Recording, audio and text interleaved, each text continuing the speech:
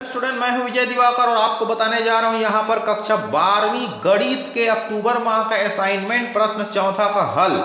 देखिए प्रश्न चौथा का हल है, इसमें सिद्ध करना है ऑपरेटर इज इक्वल टू यहां पर दे रखा है। मान लेते हैं एक्स वाई जेड है और X square Y square Z square है और 1 प्लस एक्स त्रिघात 1 प्लस वाई त्रिघात 1 प्लस जेड त्रिघात है। इस तरह से आपको सारणिक मिल गया।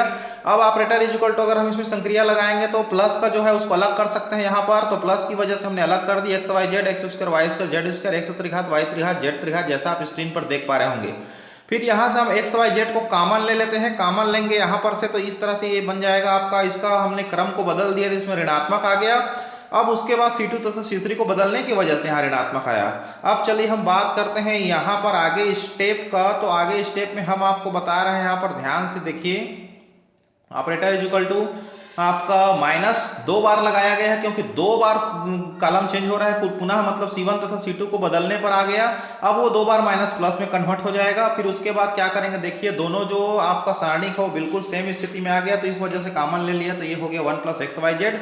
सारणिक में बच गया 1 1 1 x Y Z x square Y square Z square. अब इसको सॉल्व कर देते हैं सारणी को। सारणिक में संक्रिया लगा करके R2 को डैश R2 माइनस R1 तथा R3 dash R3 minus R2 संक्रिया लगा करके उसको हमने सॉल्व कर दिया, तो 2 1 1 माइनस होकर के 0 हो गया। अब इसको थोड़ा सा और आगे हल कर देते हैं।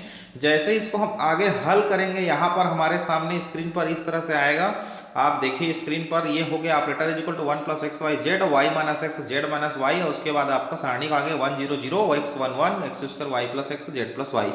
यहाँ से क्या किया गया है, R1 से y माइनस एक्स तथा R3 से z माइनस वाई उभय निष्ठ लेने पर अब इसको फिर से सॉल्व कर दिया 1 को लेकर के, तो C1 के सापेक्ष विस्तार कर दिया गया, तो विस्तार करने पर इस तरह से आ गया आपका।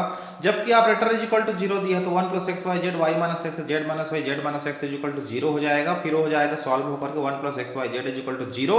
कुल मिलाकर ये तभी आएगा जब x equal to Y Y equal to Z Z equal to X या Y minus X does not equal to 0 Z minus Y does not equal to 0। तो यही सिद्ध करना था आप लोग को प्यारे बच्चों।